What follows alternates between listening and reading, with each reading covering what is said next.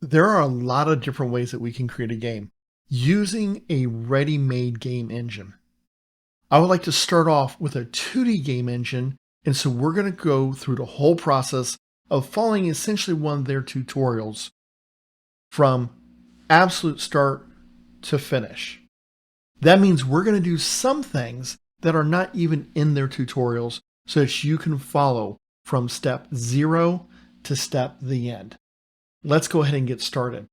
The first thing we're going to do is we're going to go to GameMaker. That's GameMaker.io. You'll notice on my address bar, it's /en. That's because it's the English version.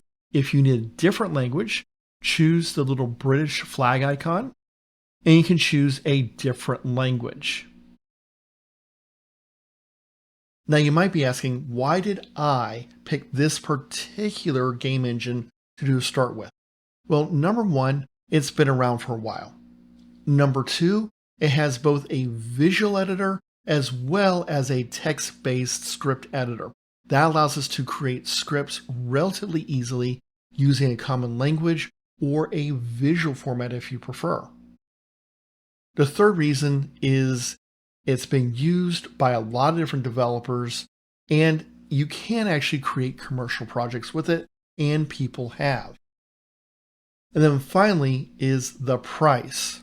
So if we scroll down to the bottom of our screen, you can just see some examples and whatnot of what they're doing. If you get to tiers here, you're going to see it has a free tier, a professional tier, and an enterprise tier. So this gives you an idea. The free tier allows us to do everything that we'd want to do. We only have to start paying if we're going to start selling our game.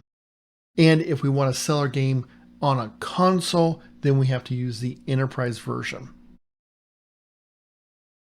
If I scroll all the way down to the bottom, you can see pricing. And this gives you an idea of what you get as well as how much it costs. So overall, not too bad. So I'm going to click the download button. And you can choose to download it for either the Windows, Mac, or even Ubuntu, which is a form of Linux if you like. Once you click download, it will start downloading the file. Once you've downloaded the file, you should be able to find the install file in your downloads folder. All you need to do is double click on it and follow the steps. It's going to take a second for it to unpack itself, and then you're just going to follow steps like you would with any other install application. I'll let you do that because it's obviously going to be unique and specific to your machine.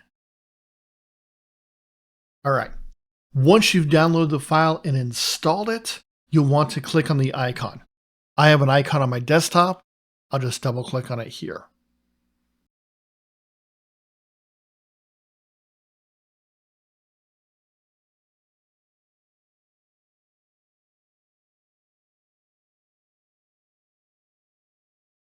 Okay. You'll see some basic information here. You can see some setup wizard, get you started, and you can either close this, choose not to say again, etc. On the right-hand side, you have some examples of different things you can find, such as online tutorials, a game template, etc. On the bottom left-hand side, which actually takes up about 2/3 of the screen, is your recent projects. And what we're going to do is simply click New. We're going to choose a game. Notice you have different options such as live wallpapers, game strips, etc. We're going to pick Game, and we're going to pick the RPG tutorial. This is actually something that comes with GameMaker, and we're going to be stepping ourselves through. We give it a project name, then click on the button that says Let's Go. This will take a minute for it to unpack everything that's in this little zip file because it's giving you ready-made images and all different types of things that we can use. Now we have that, we want to kind of just show you some basic areas of GameMaker so we're familiar with it. On the far right-hand side is a panel for all of our assets. We have a quick access that you see is already open where we can favorite things and look at rooms and room orders, things like that. But down here, we can see that we can import fonts and use those, notes, objects, rooms, etc. These are all going to be very important for us, and we're going to use them at different points in different games. On the left-hand side, we have an inspector. This allows us to inspect different elements that we have brought into our game and that we're currently using. From here, we'll be able to select different objects, such as a player object, enemy objects, rooms, tiles, etc. Then we have our work area. You can see this is Workspace 1 is what's listed as right now. There are different tabs up here that we can put, such as a code window, our tiles that we're seeing, and ways to edit our objects and sprites. On the bottom side, we have some panels such as output, search results, source control, etc. These are different tools that we can use when we're running and testing and just trying to get information about our project. So we'll use all of those later on.